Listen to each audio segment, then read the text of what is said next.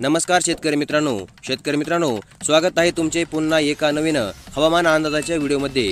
शेतकरी मित्रांनो, राज्यामध्ये पावसाला पोषक वातावरण तयार झाल्याने राज्याच्या विविध भागामध्ये वादळी वाऱ्यासह हलक्या पावसाने हजेरी लावली आहे। यामध्ये उन्हाचा चटका उकाडा वाढल्याने घामाच्या धारा वाहू लागल्या आहेत। आज म्हणजे 22 तारखेला राज्यामध्ये पावसाचा जोर वाढण्याची शक्यता आहे। यामध्ये मध्य महाराष्ट्र, मराठवाडा आणि विदर्भामध्ये वादळी वारे, विजांसह पावसाची शक्यता वर्तवण्यामध्ये आली असल्याने सतर्कतेचा इशारा म्हणजेच येलो अलर्ट देखील आज जाहीर करण्यात आला आहे। तसेच पश्चिम राजस्थान आणि कच्छमधून मान्सूनचा परतीचा प्रवास सुरू होण्यास पोषक हवामान तयार होत आहे। सोमवारी म्हणजे 23 तारखेला मान्सूनची परतीची वाटचाल सुरू होण्याचे संकेत आहेत। मान्सून सास असलेला कमी दाबाचा पट्टा बिकानेर, गुना, मंडला, राजनगाव, गोकलपूर ते पूर्व मध्य बंगालच्या उपसागरापर्यंत सध्या सक्रिय झाला आहे।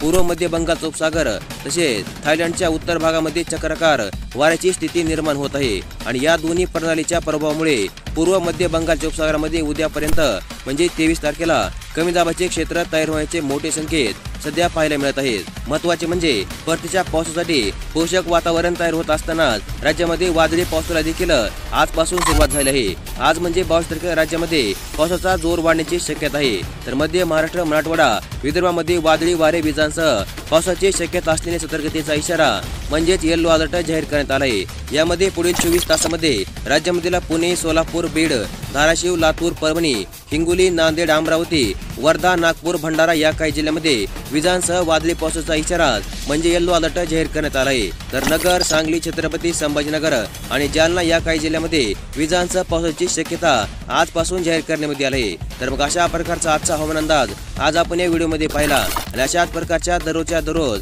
हवामान अंदाजाबद्दलचे अपडेट जाणून घेण्यासाठी आपल्या चॅनलला लगेचच सबस्क्राईब करून ठेवा। व्हिडिओ देखील लाईक करा। धन्यवाद।